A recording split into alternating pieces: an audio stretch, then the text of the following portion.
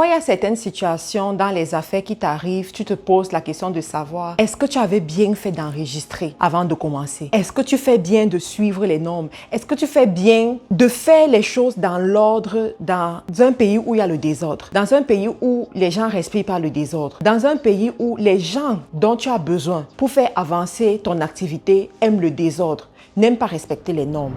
Mes amis, je me retrouve confrontée à une situation qui me fait me poser beaucoup de questions, qui me fait waouh, voilà. La question c'est quoi? C'est que, vous savez, j'ai ouvert dans plusieurs pays d'Afrique et à chaque fois que j'ouvre dans ces pays-là, il faut meubler les locaux, il faut travailler avec des menuisiers, il faut travailler avec des plombiers, il faut travailler avec des collaborateurs qui vont exécuter une certaine tâche, d'accord? Et il faut souvent payer ces tâches-là. Sauf que quand tu dois payer la tâche, des fois la facture s'élève à plus de 500 000 francs, à plus d'1 million de francs CFA. Mais le vrai problème, ce n'est pas la facture, même si on sait que des fois ces gens-là, quand ils entendent que tu viens de Mbeng, quand ils entendent que tu viens peut-être de l'Occident, ils augmentent les prix, ils te doublent même le prix de la facture. En tout cas, ce n'est pas le sujet de la vidéo aujourd'hui. Mais tu te retrouves devant une situation où tu dois payer ce genre de facture. Mais selon la loi, tu ne peux pas payer en cash. Tu ne peux pas payer directement à la personne.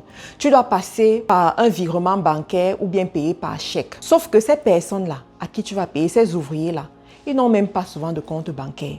Ils ne sont pas enregistrés, mais ils te font des factures. Alors, devant ces situations, c'est très compliqué parce que selon la loi, dans certains pays, le cas du Cameroun par exemple, lorsque le paiement dépasse 500 000 francs, en Côte d'Ivoire, lorsque le paiement dépasse 250 000 francs, il doit absolument se faire avec traçabilité. C'est-à-dire que soit par virement bancaire, soit par chèque.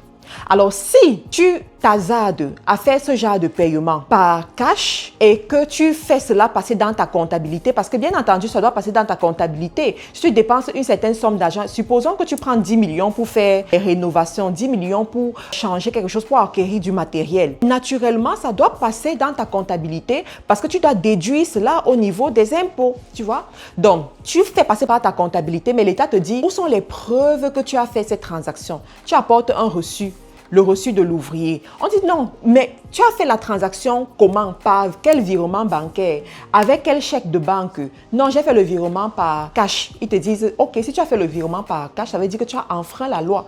Et comme tu as enfreint la loi, tu vas payer 10% de ce paiement-là à l'État. 10% de ce paiement à l'État. Et c'est là où les problèmes commencent parce que on te fait déjà une facture, toi-même tu sais que la facture là dépasse ce que tu dois normalement payer. En plus de ça, on te demande de payer encore 10% à l'État. Si tu as 5 prestataires comme ça à l'espace de 5 mois, ce qui arrive très souvent, tu te rends compte que tu passes ton temps à payer l'État. Mais le gros problème, moi, ce qui m'a vraiment touché dans ce cas, c'est que tu as des personnes qui sont en affaires depuis 5 ans. Tu as des personnes qui sont en affaires depuis 10 ans, mais qui te disent qu'ils ne veulent pas qu'on les paye par virement bancaire. Ils ne veulent pas qu'on les paye par chèque. Ils veulent toujours rester dans l'informel, ils veulent toujours faire leurs petits trucs. Mais toi qui as besoin du service, qu'est-ce que tu fais? Moi, par exemple, j'ai un projet que je suis en train de suivre dans l'un des pays africains. Je vous en parlerai plus tard. Je vous en dirai davantage. Dans ce projet, j'ai besoin des meubles. J'ai besoin de beaucoup de meubles. Cependant, je me suis rendu compte qu'il y a des riverains, il y a des artisans qui font de très beaux meubles. J'ai envie d'acheter les meubles chez eux parce que la qualité est bonne.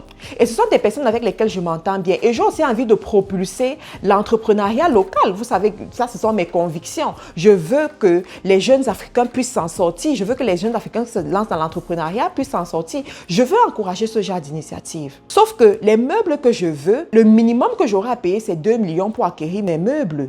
Mais ces jeunes ne sont pas capables de me permettre de faire le virement par voie de banque ou bien de payer un chèque. Ils ne veulent pas parce qu'ils ne sont pas enregistrés. Eux-mêmes, ils ne veulent pas aller payer les impôts plus tard. Alors, qu'est-ce que je fais? Je suis bloquée. Et ce sont les gens qui vont te dire qu'ils ne veulent pas le paiement échelonné, c'est-à-dire que tu payes 250 000, 250 000, 250 000. Et même si tu te mets à payer 250 000, 250 000, 250 000 sur une courte période à la même personne, plusieurs fois, ben, ça éveille les soupçons. Et je vais vous dire qu'il y a des pays, sauf que je ne veux pas prononcer certains noms ici dans mes vidéos, mais il y a des pays en Afrique où quand tu te lances en affaires, tu as l'impression que tu as déclaré la guerre au fisc. Tu as déclaré la guerre aux impôts. Tu as déclaré la guerre à ces gens. Ils sont derrière toi comme pas possible. Et si tu as la malchance encore d'être visible en ligne, d'être quelqu'un qu'on suit en ligne, d'être quelqu'un qu'on peut facilement repérer, c'est grave. Donc, quand c'est comme ça, tu dois sécuriser tes arrières, naturellement. Quand c'est comme ça, tu dois faire attention. Le minimum que tu puisses faire, c'est de faire les choses dans l'ordre. C'est d'organiser toutes tes transactions. Donc, rendu à cette situation, je me dis, je veux bien vous supporter, j'aime votre travail, mais la marchandise que je veux, ça dépasse un certain seuil. Je suis obligée d'aller chez les Libanais, bien sûr, parce que les Libanais, ils acceptent les virements, ils acceptent les chèques, ce genre de paiement. Je suis obligée d'aller chez les Libanais, je suis obligée d'aller encore payer là-bas. Et c'est là où je veux faire comprendre à certaines personnes que, vous savez, quand on parle de Black Power, de l'entrepreneuriat noir, de supporter le Black business et tout, nous devons aussi à un moment donné nous éduquer au business.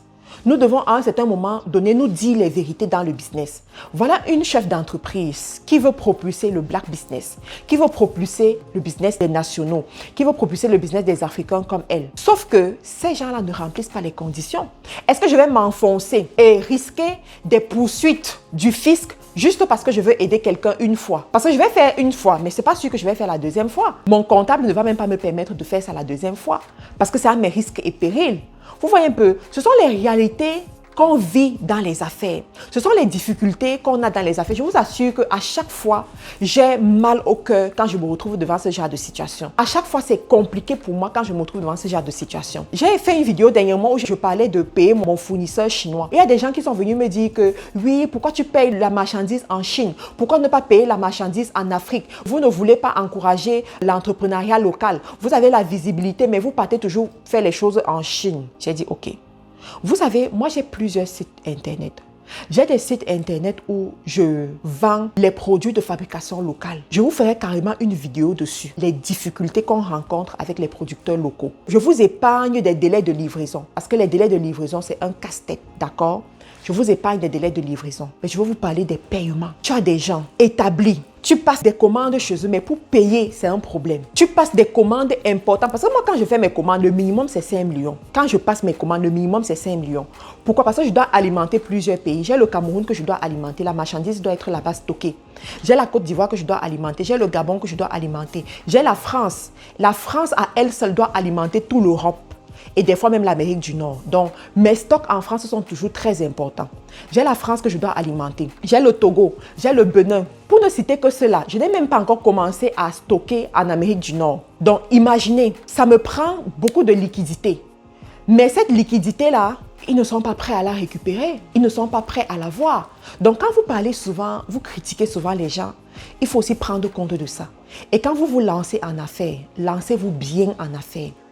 Lancez-vous bien en affaires. Si vous devez recevoir les paiements de plus d'un certain montant, le seuil que l'État autorise, faites l'effort d'avoir tout ce qu'il faut pour recevoir ces paiements. Ça va beaucoup vous aider. Donc les amis, voilà ce que je voulais partager avec vous aujourd'hui. Ce sont les difficultés qu'on rencontre dans les affaires. Lorsqu'on a atteint un certain niveau dans les affaires, ainsi va la vie. Mais bon, je pense qu'avec ce genre de vidéos de sensibilisation, les gens vont rentrer dans l'ordre, les gens vont faire ce qu'il faut pour qu'on puisse avancer ensemble. Parce que c'est quand même bête qu'on fasse tout ceci, on encourage les gens à se lancer dans l'entrepreneuriat et on parte être bloqué à ce niveau. C'est comme l'évolution des crabes. Le crabe arrive à un niveau, il n'évolue plus. Il n'évolue plus. Donc, il faut que nous puissions réfléchir comme des aigles, nous positionner comme des aigles et conquérir les marchés qui sont à notre disposition. Et ça commence par ces petites choses qu'il faut uniformiser. Je vous remercie. Pour ceux qui veulent me contacter pour un rendez-vous business, c'est possible. Vous avez toutes les informations dans la description de la vidéo. Pour ceux qui ne sont pas encore abonnés à cette chaîne, abonnez-vous parce que c'est la chaîne qu'il vous faut pour vous inspirer dans le business, vous parler des réalités des affaires et vous booster à aller encore plus loin. Donc, abonnez-vous, partagez la vidéo autour de vous, dans vos groupes et tout. Donc, on se retrouve la prochaine fois. Portez-vous bien.